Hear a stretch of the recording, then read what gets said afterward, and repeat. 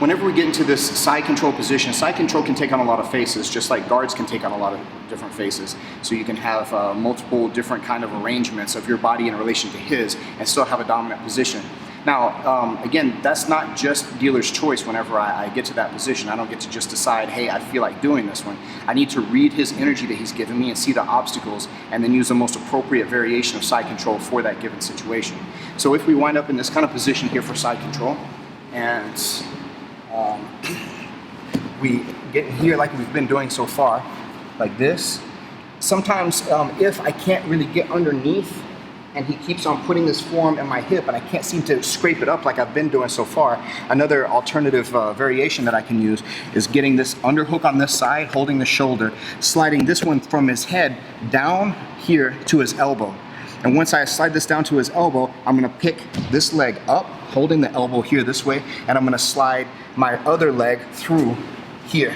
So now it can make a lot of pressure on his chest, making it difficult for him to breathe, hopefully. And I'm holding and wrapping his arm on this side. From this position, we have some good attack options because depending on how I'm controlling his arms and what he's doing with his arms, he's probably gonna wind up giving me some kind of submission opportunity.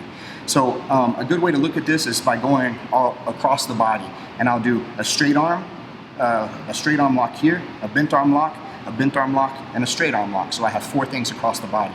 So if we get in this position, he's here, I slide down, pick this up, make space for me to bring my other leg through, and I'm gonna pick this up. The first submission that I'm gonna look for is if I can get this one isolated this way, I have the tip of his elbow, that little olecranon process, right in the palm of my hand, and I'm clamping right there around the elbow. I pick this up and I clamp his wrist now in my armpit.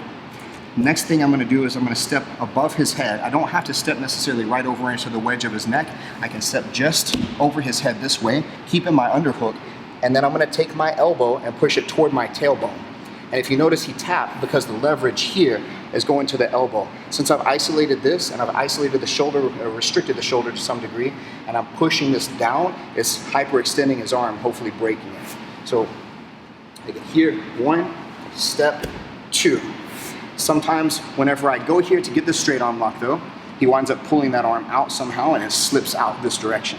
If it slips out, I don't want to keep trying to do this little pummeling thing with him all day long. I'll take what he's giving me instead. If it slides out this direction, then I'm gonna reach down, I'm gonna pick up my own leg like this. Because it's bent, I'm gonna go for a bent arm lock since he gave me that opportunity. I wanna now figure 4 the legs on this side, locking his wrist into place. From here, if I go to slide back, a way he's gonna try to alleviate some of the pressure on that shoulder is by bringing his head toward that arm, which helps to like line it up a little better and make it a little softer on him. For that reason, I'm gonna go here and pull his head away from the lock and then scrape my hips back toward his hips, causing the submission on the shoulder lock. So now we have a straight arm lock, we have a bent arm lock. So let's look at the other side. If at any time in this process, he brings this arm here to frame against my neck like this, I have the ability to go here and go for this Americana like we talked about in a previous side control version. That's sometimes just as simple as here, resisting to make sure he's committed to it, finding the wrist this direction, and then sliding up, pushing this down to the floor here, and then dropping my hips, finishing the Americana on this side. This is a fast and explosive one, so we have to be careful whenever we're practicing any of these. The last option that we have, straight arm, bent arm to even it out, is straight arm lock.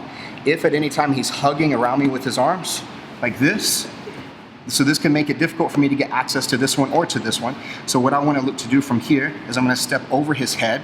So I'll push his face down, step over his head here, and then I'm going to slide up, catching his tip of his elbow into the well of my elbow.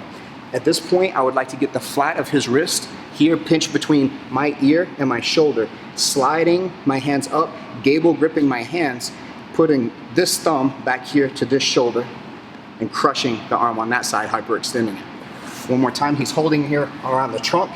I want to frame, making sure I can step over his head. This may also help to release the pressure of his hold on me. And then I'm going to slide up here, grab until this his tip of his elbow is in the well of mine. I gable grip my hands, pull my thumb back, pinch the wrist between my ear and shoulder, and crush the arm on that side. So those are some submission opportunities from scarf hold as a variation of side control.